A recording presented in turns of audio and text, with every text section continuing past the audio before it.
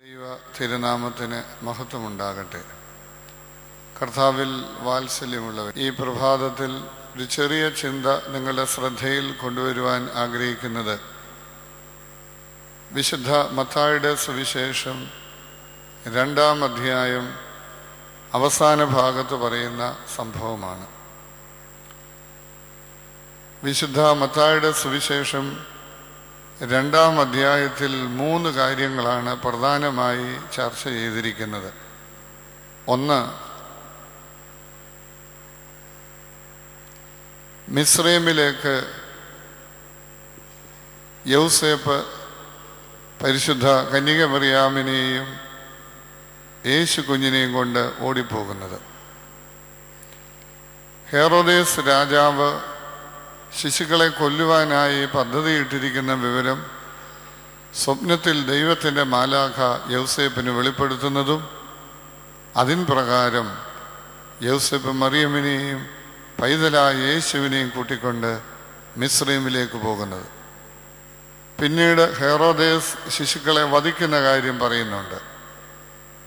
അവസാനമായി ഈ അധ്യായത്തിൽ പറയുന്നത് ഹെറോദേസിൻ്റെ കാലം കഴിഞ്ഞിരിക്കയാൽ യൗസേപ്പിന് സ്വപ്നത്തിൽ വീണ്ടും ദർശനമുണ്ടായി മറിയമിനെയും കുഞ്ഞിനെയും കൂട്ടിക്കൊണ്ട് തിരികെ വരുവാനായിട്ട് നിർദ്ദേശിക്കുന്നതും അങ്ങനെ മിസ്രൈമിൽ നിന്ന് തിരുക്കുടുംബം തിരികെ വരുന്നതുമായ സംഭവമാണ് അവസാന ഭാഗത്ത് രേഖപ്പെടുത്തിയിരിക്കുന്നത്.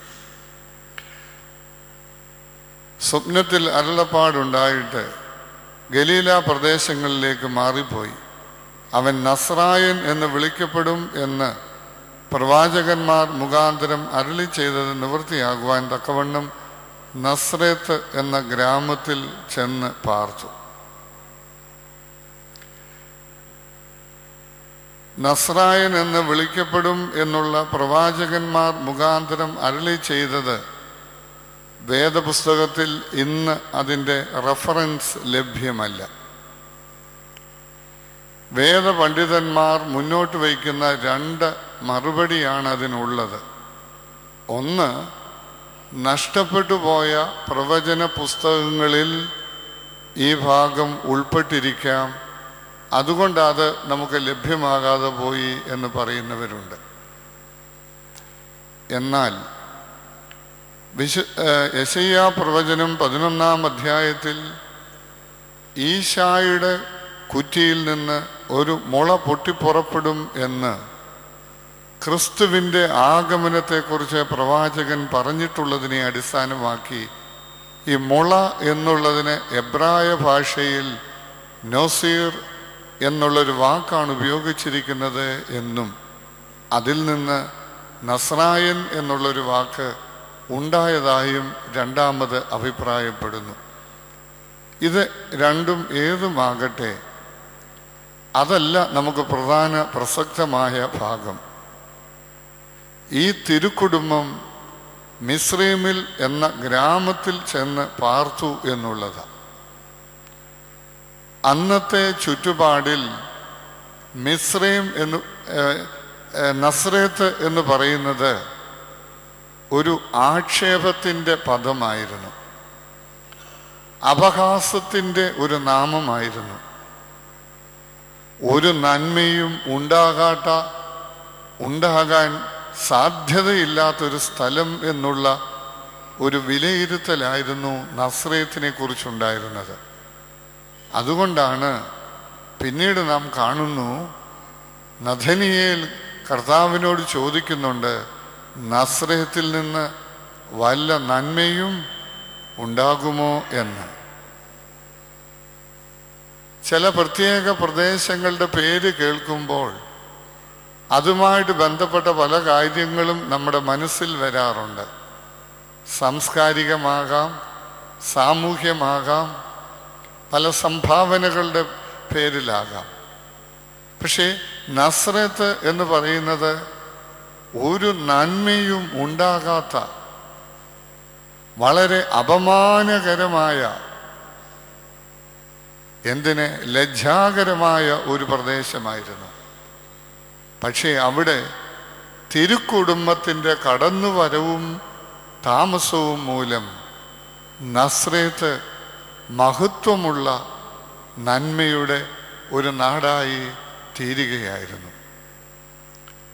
ലോകത്തിലേക്കും ഏറ്റവും വലിയ നന്മ അവിടെ പാർത്തു എന്നുള്ളത് കൊണ്ട് തിരുക്കുടുംബത്തിൻ്റെ തിരുസാന്നിധ്യം മൂലം നാടിൻ്റെ സംസ്കാര രൂപത്തിന് തന്നെ വ്യതിയാനമുണ്ടായി.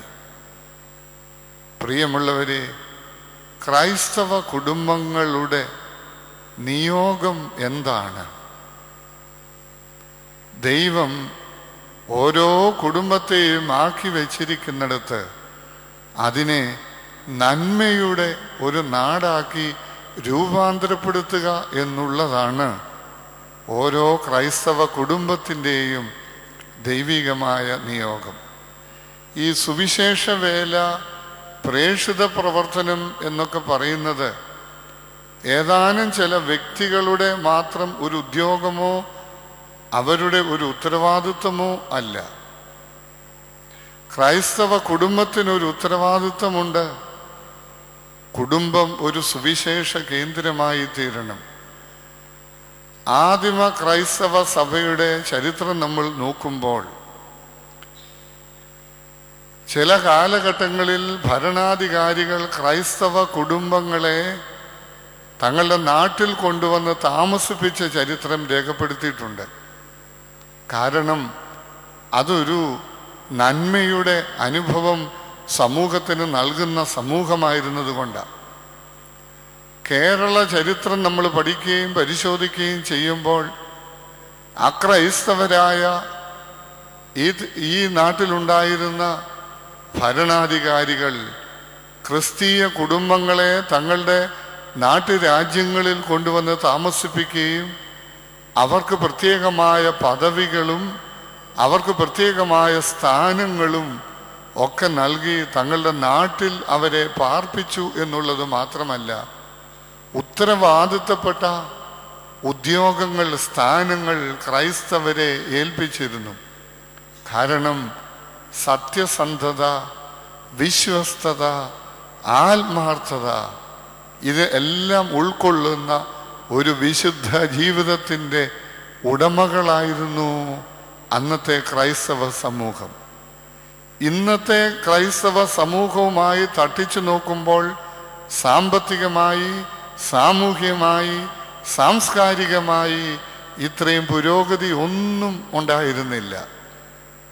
വളരെയേറെ പരിധികളും പരാധീനങ്ങളും എന്തിന് പട്ടിണി പോലും അനുഭവിച്ചിരുന്ന ഒരു കാലഘട്ടത്തിൽ ക്രൈസ്തവർ കുടുംബങ്ങൾ സാക്ഷ്യത്തിൻ്റെ കുടുംബങ്ങളായിരുന്നു. അത് ഈ നാട്ടിൽ ഒരു വലിയ സന്ദേശം, നന്മയുടെ സന്ദേശം നൽകിയിരുന്നു.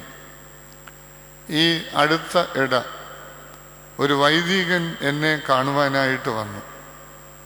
അദ്ദേഹത്തിൻ്റെ ഇടവക ശുശ്രൂഷയിലെ ഏതാനും ചില അനുഭവങ്ങൾ പങ്കുവച്ചു. അദ്ദേഹം ഒരു ചോദ്യാവലി അച്ചടിച്ച് എല്ലാ വീടുകളിലും എത്തിച്ചു. എന്നിട്ട് പറഞ്ഞു, ഞാൻ നിങ്ങളുടെ ഒരു ആത്മീക ശുശ്രൂഷകൻ എന്നുള്ള നിലയ്ക്ക് നിങ്ങളെ സംബന്ധിച്ച സത്യസന്ധമായ ചില വിവരങ്ങൾ എനിക്ക് അറിയണം.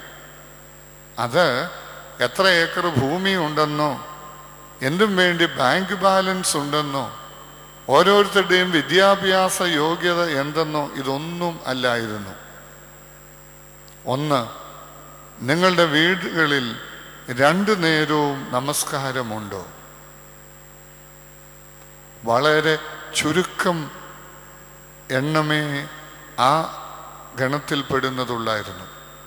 ചിലരെഴുതി, ഞങ്ങൾ 1 നേരം പ്രാർത്ഥിക്കും. അടുത്ത ചോദ്യം, നിങ്ങളുടെ വീടുകളിൽ വേദപുസ്തക വായന ഉണ്ടോ? 150 വീടുകളോളമുള്ള ആ ഇടവകയിൽ എന്നും വേദപുസ്തകം വായിക്കുന്ന കുടുംബങ്ങളുടെ എണ്ണം വിരലേൽ എണ്ണാവുന്നത് മാത്രമേ ഉള്ളൂ. ശുഭോദർക്കമായ,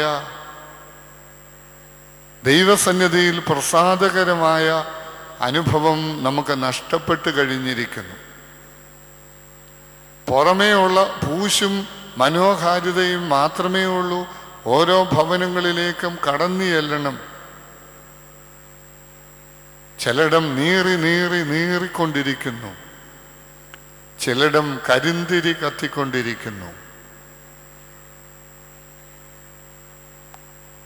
നസ്രയത്തിനെ ഒരു നന്മയുടെ നാടാക്കി തീർക്കാൻ തിരുക്കുടുംബത്തിന്റെ സാന്നിധ്യം കൊണ്ട് സാധിച്ചു എങ്കിൽ, നസ്രാണി കുടുംബങ്ങളുടെ ദൗത്യം എന്ന് പറയുന്നത് നന്മയുടെ സാക്ഷ്യത്തിൻ്റെ പ്രദേശമായി ഓരോ ക്രൈസ്തവ കുടുംബവും സ്ഥിതി ചെയ്യുന്ന പ്രദേശം രൂപാന്തരപ്പെടുത്തുക എന്നുള്ളതാണ്.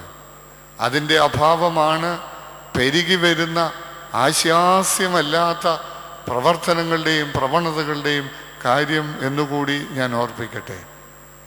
അതുകൊണ്ട് ലോക സുഖ സൗകര്യങ്ങൾ അനുഭവിച്ചും ആസ്വദിച്ചും ജീവിക്കുക എന്നുള്ളതിനേക്കാൾ ഉപരി ഈ തിരുക്കുടുംബം നമുക്ക് നൽകുന്ന സന്ദേശം, ഓരോ ക്രൈസ്തവ കുടുംബവും ദൈവമാക്കി വെച്ചിരിക്കുന്നിടത്ത് നന്മയുടെ നാളങ്ങൾ കത്തിച്ച് കെട്ടുപോകാതെ നിലനിർത്തി ദൈവം നമ്മെ ആക്കിയിരിക്കുന്ന നാടിനെ നന്മയുടെ ഒരു നാടാക്കി തീർക്കാൻ നമുക്ക് ഉത്തരവാദിത്വമുണ്ട്. അതിൽ എത്രമാത്രം വിജയിക്കുവാൻ നമുക്ക് കഴിയുന്നുണ്ട് എന്ന് വാത്സല്യമുള്ളവരെ നമ്മോട് തന്നെ ചോദിച്ചു നോക്കൂ.